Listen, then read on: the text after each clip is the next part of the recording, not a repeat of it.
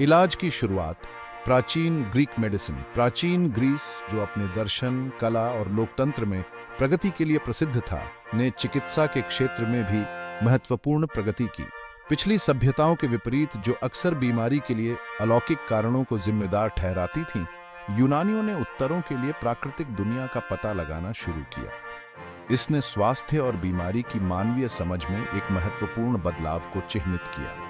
प्राचीन यूनानियों ने भलाई के आध्यात्मिक और शारीरिक पहलुओं के अंतर संबंध को पहचाना। उनका मानना था कि मन, शरीर और आत्मा के बीच सामंजस्यपूर्ण संतुलन अच्छे स्वास्थ्य को बनाए रखने के लिए महत्वपूर्ण है। अवलोकन और तर्क पर जोर देने वाले इस समग्र दृष्टिकोण ने पश्चिमी चिकित्सा पद्धतियों की नींव रखी। यूनानियों का मानना था कि बीमारी शरीर के भीतर असंतुलन या प्राकृतिक दुनिया के साथ असामंजस्य के कारण होती है।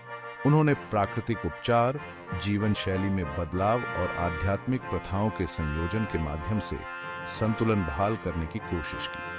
अवलोकन और तर्क पर जोर देने वाले इस समग्र दृष्टिकोण ने पश्चिमी चिकित्सा पद्धतियों की नींव रखी। प्राचीन यूनानियों का मानना था कि अच्छा स्वास्थ्य देवताओं का एक उपहार था और वे अपोलो, हाइजिया और पनासिया जैसे उपचार से जुड़े कई देवताओं की पूजा करते थे। प्राचीन यूनानी चिकित्सक, जिन्हें अक्सर अपने आप में दार्शनिक माना जाता था, ने बीमारी के अंतर्निहित कारणों को समझने और उपचार के तर्कसंगत तरीकों को विकसित करने की कोशिश की। उन्होंने अपने रोगियों को सावधानीपूर्वक देखा, अपने निष्कर्षों का दस्तावेजीकरण किया और अपनी टिप्पणियों के आधार पर सिद्धांत तैयार किए। अवलोकन और अनुभवजन्य साक्ष्य पर जोर ने ग्रीक चिकित्सा को अन्य संस्कृतियों में प्रचलित अधिक रहस्यमय दृष्टिकोणों से अलग किया। उनकी अंतर्दृष्टि और खोजों ने एक अलग अनुशासन के रूप में चिकित्सा के विकास के लिए आधार तैयार किया। शरीर संतुलन में 4 ह्यूमर्स। प्राचीन ग्रीक चिकित्सा के केंद्र में 4 ह्यूमर का सिद्धांत था, जो पूर्व सुकराती दार्शनिक एम्पेडोक्लस द्वारा विकसित एक अवधारणा थी। इस सिद्धांत ने प्रस्तावित किया कि मानव शरीर 4 आवश्यक तरल पदार्थों से बना था: रक्त, कफ, पीला पित्त और काला पित्त। प्रत्येक हास्य विशिष्ट गुणों और तत्वों से जुड़ा था। रक्त हवा का प्रतिनिधित्व करता है, एक गर्म और नम स्वभाव से जुड़ा था। कफ पानी से जुड़ा, ठंडा और नम के रूप में चित्रित किया गया था। पीला पित्त अग्नि का प्रतिनिधित्व करता है, गर्म और शुष्क माना जाता था। काला पित्त पृथ्वी से जुड़ा हुआ, ठंडा और सूखा माना जाता था। इस सिद्धांत के अनुसार 4 ह्यूमर के बीच सामंजस्यपूर्ण संतुलन बनाए रखना अच्छे स्वास्थ्य के लिए महत्वपूर्ण था। किसी भी हास्य की अधिकता या कमी इस संतुलन को बाधित कर सकती है, जिससे बीमारी हो सकती है। उदाहरण के लिए, रक्त की अधिकता को बुखार का कारण माना जाता था, जबकि काले पित्त की अधिकता उदासी से जुड़ी होती थी। चिकित्सकों ने रोगी के रंग, नाड़ी और मूत्र को देखकर विभिन्न तरीकों से हास्य के संतुलन का आकलन किया। उपचार में अक्सर आहार और जीवनशैली में बदलाव के माध्यम से हास्य के संतुलन को बहाल करना शामिल होता है। उदाहरण के लिए, कफ की अधिकता वाले रोगी को गर्म, सूखा भोजन करने और ठंडे, नम हास्य को कम करने के लिए शारीरिक गतिविधि में संलग्न होने की सलाह दी जा सकती है। इसी तरह रक्तपात, रक्त निकालने की एक प्रथा, रक्त की अधिकता को कम करने के लिए एक प्रभावी तरीका माना जाता था। 4 ह्यूमर का सिद्धांत, हालांकि बाद में गलत साबित हुआ, ने स्वास्थ्य और बीमारी को समझने के लिए एक रूपरेखा प्रदान की, जिसने सदियों से पश्चिमी चिकित्सा पर अपना दबदबा बनाए रखा। चिकित्सा के जनक हिप्पोक्रेट्स और उनकी विरासत। प्राचीन ग्रीक चिकित्सा के इतिहास में कोई भी व्यक्ति हिप्पोक्रेट्स ओनफकोस से बड़ा नहीं है, जिसे अक्सर चिकित्सा का जनक कहा जाता है। लगभग 460 ईसा पूर्व में जन्मे हिप्पोक्रेट्स ने चिकित्सा पद्धति में क्रांति ला दी। उपचार के लिए एक तर्कसंगत, नैतिक दृष्टिकोण की वकालत की। उन्होंने इस प्रचलित धारणा को खारिज कर दिया कि बीमारी एक दैवीय दंड है। इसके बजाय प्राकृतिक कारणों और शरीर की सहज उपचार क्षमताओं पर जोर दिया। हिप्पोक्रेट्स ने नैदानिक चिकित्सा के लिए आधार तैयार करते हुए अवलोकन, निदान और रोग के निदान के महत्व पर जोर दिया। हिप्पोक्रेट्स और उनके अनुयायियों ने अपने चिकित्सा ज्ञान को हिप्पोक्रेटिक कॉर्पस के रूप में जाने वाले ग्रंथों के संग्रह में दर्ज किया। इन ग्रंथों में शरीर रचना विज्ञान, शल्य चिकित्सा, स्त्री रोग और बाल रोग सहित चिकित्सा विषयों की एक विस्तृत श्रृंखला को शामिल किया गया है। हिप्पोक्रेटिक कॉर्पस ने बीमारियों, उनके लक्षणों और अनुशंसित उपचारों का विस्तृत विवरण प्रदान किया। इसने भलाई बनाए रखने में आहार, व्यायाम और स्वस्थ वातावरण के महत्व पर भी जोर दिया। हिप्पोक्रेट्स की सबसे स्थायी विरासत में से एक हिप्पोक्रेटिक शपथ है, जो चिकित्सा नैतिकता का एक कोड है, जिसने 2 सहस्राब्दियों से अधिक समय से चिकित्सकों के लिए एक मार्गदर्शक सिद्धांत के रूप में कार्य किया है। शपथ रोगी के प्रति चिकित्सक के कर्तव्य, गोपनीयता के महत्व और बीमारों को नुकसान पहुंचाने पर रोक पर जोर देती है। यद्यपि शपथ के लेखकत्व पर बहस जारी है, लेकिन इसके मूल सिद्धांत परोपकार, गैर पुरुषत्व और रोगी की स्वायत्तता के प्रति सम्मान दुनिया भर में चिकित्सा पेशेवरों के साथ प्रतिध्वनित होते रहते हैं। चिकित्सा के प्रति उनके तर्क संगत दृष्टिकोण के साथ नैतिक आचरण पर हिप्पोक्रेट्स के जोर ने उपचार के अभ्यास को बदल दिया, पश्चिमी चिकित्सा के विकास के लिए एक नींव स्थापित की। उपचार के स्कूल चिकित्सा संस्थानों का उदय। जैसे जैसे प्राचीन ग्रीस में चिकित्सा ज्ञान का विस्तार हुआ, वैसे वैसे औपचारिक शिक्षण संस्थानों की आवश्यकता भी बढ़ती गई। शास्त्रीय और हेलेनिस्टिक काल के दौरान कई मेडिकल स्कूल उभरे, जिन्होंने ग्रीक दुनिया भर के छात्रों को आकर्षित किया। ये स्कूल, जो अक्सर प्रसिद्ध चिकित्सकों से जुड़े होते थे, चिकित्सा शिक्षा, अनुसंधान और अभ्यास के केंद्रों के रूप में कार्य करते थे। सबसे प्रसिद्ध मेडिकल स्कूलों में से एक एशिया माइनर के एक शहर सिनिडस में स्थापित किया गया था। जिनेडियन स्कूल ने निदान के लिए एक व्यवस्थित दृष्टिकोण पर जोर दिया, उनके लक्षणों के आधार पर विशिष्ट बीमारियों की पहचान करने पर ध्यान केंद्रित किया। हिप्पोक्रेट्स के जन्म स्थान कोस में एक और प्रमुख स्कूल फला फूला।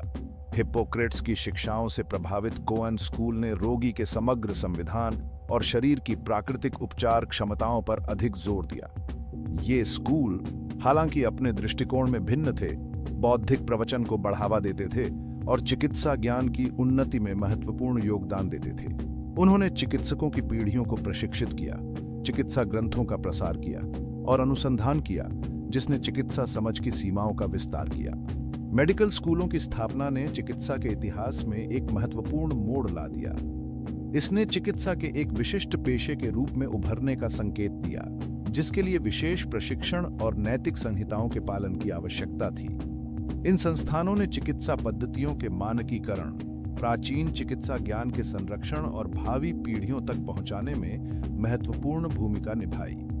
इन प्राचीन मेडिकल स्कूलों की विरासत आधुनिक चिकित्सा शिक्षा में परिलक्षित होती है, जो कठोर प्रशिक्षण, वैज्ञानिक जांच और नैतिक आचरण पर जोर देना जारी रखती है। समय की रेत से पता चलता है कि प्राचीन ग्रीक चिकित्सा अलगाव में विकसित नहीं हुई थी। इसने पहले की सभ्यताओं, विशेषकर मिस्र के ज्ञान और प्रथाओं पर आधारित किया। यूनानियों ने मिस्र की लंबे समय से चली आ रही चिकित्सा परंपरा को पहचाना, सर्जरी, घाव भरने और फार्माकोलॉजी जैसे क्षेत्रों में उनकी विशेषज्ञता को स्वीकार किया। ग्रीक इतिहासकार हेरोडोटस ने उल्लेख किया कि मिस्र सबसे स्वस्थ देश था जहां उन्होंने दौरा किया था। इसका श्रेय मिस्र के उन्नत चिकित्सा ज्ञान को दिया। यूनानी चिकित्सक अपने मिस्र के समकक्षों से सीखने के लिए उत्सुक, अपनी तकनीकों का अध्ययन करने और नए उपचार प्राप्त करने के लिए मिस्र की यात्रा करते थे। ओडिसी में होमर मिस्र को एक ऐसी भूमि के रूप में वर्णित करता है जहां चिकित्सक सबसे कुशल होते हैं। व्यावहारिक अनुभव और अनुभवजन्य अवलोकन पर जोर देने वाली मिस्र की चिकित्सा ने ग्रीक चिकित्सा पद्धतियों को प्रभावित किया। यूनानियों ने मिस्र की शल्य चिकित्सा तकनीकों को अपनाया और अनुकूलित किया, जैसे कि घाव ड्रेसिंग, फ्रैक्चर सेटिंग और पट्टियों का उपयोग। उन्होंने मिस्र के हर्बल तैयारियों की प्रभावकारिता को पहचानते हुए मिस्र के उपचारों को अपने फार्माकोपिया में शामिल किया। ग्रीस और मिस्र के बीच चिकित्सा ज्ञान का आदान प्रदान एकतरफा नहीं था। यूनानी चिकित्सकों ने अपनी दार्शनिक परंपराओं से प्रभावित होकर मिस्र की चिकित्सा में नए विचारों और दृष्टिकोणों को पेश किया। उन्होंने बीमारी के अंतर्निहित कारणों को समझने के महत्व पर जोर दिया और निदान और उपचार के अधिक व्यवस्थित तरीके विकसित किए। चिकित्सा ज्ञान के इस क्रॉस सांस्कृतिक आदान प्रदान ने दोनों परंपराओं को समृद्ध किया, प्राचीन दुनिया में चिकित्सा की उन्नति में योगदान दिया। एक भगवान का स्पर्श बताता है कि प्राचीन यूनानियों के जीवन में धर्म ने एक महत्वपूर्ण भूमिका निभाई, जिससे स्वास्थ्य और उपचार की उनकी समझ प्रभावित हुई। चिकित्सा और उपचार के देवता एस्क्लेपियस का ग्रीक देवताओं में एक प्रमुख स्थान था। एस्क्लेपियस, जिसे अक्सर एक सर्प के साथ एक कर्मचारी ले जाते हुए दर्शाया गया है, माना जाता था कि उसके पास चमत्कारी उपचार शक्तियां हैं। अस्क्लेपियस को समर्पित मंदिर, जिन्हें अस्क्लेपिया के रूप में जाना जाता है, पूरे ग्रीक दुनिया में स्थापित किए गए थे, जो धार्मिक अभयारण्यों और उपचार केंद्रों दोनों के रूप में कार्य करते थे। जीवन के सभी क्षेत्रों के लोग विभिन्न बीमारियों के लिए अस्क्लेपियस के हस्तक्षेप की मांग करने के लिए इन मंदिरों में आते थे। अस्क्लेपिया में उपचार में अक्सर धार्मिक अनुष्ठानों, स्वप्न ऊष्मायन और प्राकृतिक उपचारों का संयोजन शामिल होता था। भक्त अस्क्लेपियस को बलिदान और प्रार्थना करते थे, इस उम्मीद में कि वे उसका पक्ष हासिल करेंगे और उपचार प्राप्त करेंगे। फिर वे एबटन नामक एक विशेष कक्ष में रात बिताते थे, जहां उनका मानना था कि अस्क्लेपियस उनके सपनों में उनसे मिलने आएंगे और उनकी बीमारी का इलाज बताएंगे। अस्क्लेपिया के पुजारी, जिन्हें अस्क्लेपियस के रूप में जाना जाता है, ने दासों के सपनों की व्याख्या करने और उपचार का प्रबंध करने में महत्वपूर्ण भूमिका निभाई। वे अक्सर रोगियों के सपनों और लक्षणों के आधार पर हर्बल उपचार, आहार संशोधनों और जीवन शैली में बदलाव निर्धारित करते थे। अस्क्लेपिया, हालांकि धार्मिक मान्यताओं में डूबा हुआ था, उपचार के लिए एक सहायक वातावरण प्रदान करता था। धार्मिक अनुष्ठानों का संयोजन, सुझाव की शक्ति और प्राकृतिक उपचारों के उपयोग ने संभवतः इन मंदिरों में उपचार की कथित प्रभावकारिता में योगदान दिया। खंड 7, महिला और उपचार, एग्नोडिस और उनकी विरासत। जबकि प्राचीन यूनानी समाज अक्सर महिलाओं को घरेलू भूमिकाओं में नियुक्त करता था, चिकित्सा के क्षेत्र में उल्लेखनीय अपवाद थे।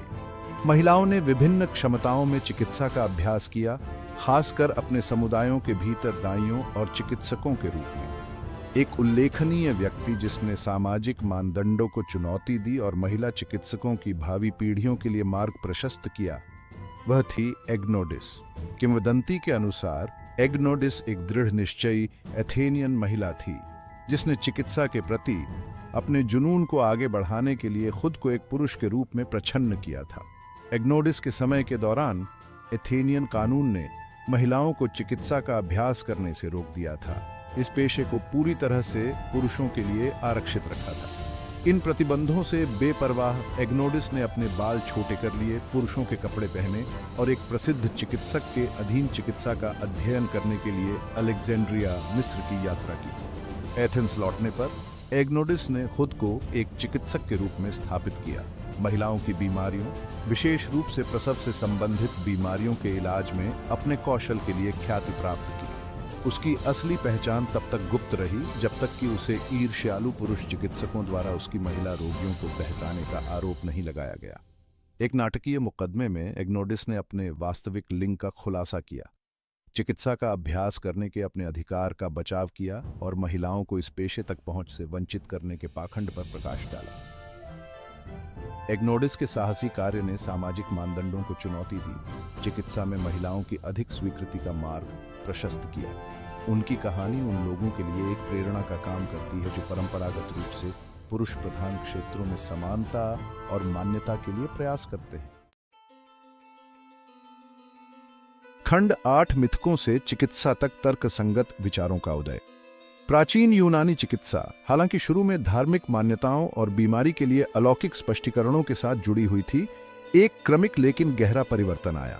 दर्शन का उदय, विशेष रूप से पूर्व सुकराती विचारकों ने जांच की भावना और अवलोकन और तर्क के माध्यम से प्राकृतिक दुनिया को समझने की इच्छा को बढ़ावा दिया।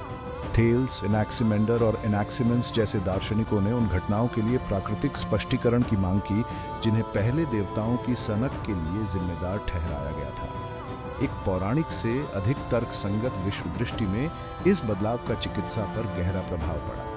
चिकित्सकों ने पारंपरिक मान्यताओं पर सवाल उठाना शुरू कर दिया और बीमारी के प्राकृतिक कारणों को समझने की कोशिश की। इस बौद्धिक माहौल से प्रभावित हिप्पोक्रेट्स ने इस धारणा को खारिज कर दिया कि बीमारी एक दैवीय दंड है, इसके बजाय प्राकृतिक कारणों और शरीर की सहज उपचार क्षमताओं पर जोर दिया।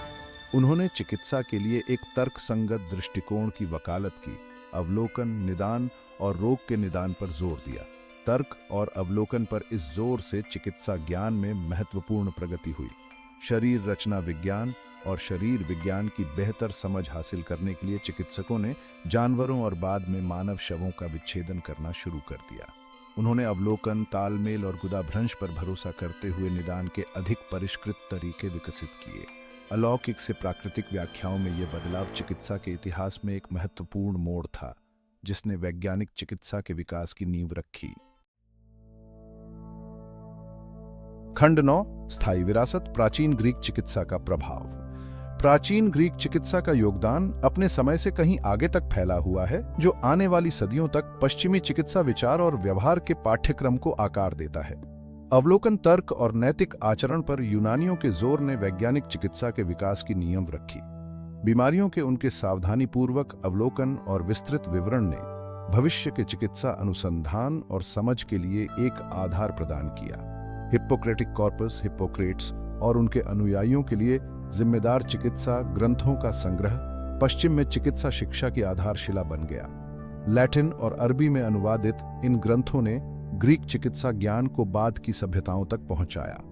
4 ह्यूमर की अवधारणा, हालांकि बाद में गलत साबित हुई, लगभग 2 सहस्त्राब्दियों तक पश्चिमी चिकित्सा विचार पर हावी रही, जिससे चिकित्सा पद्धतियों और उपचार प्रभावित हुए।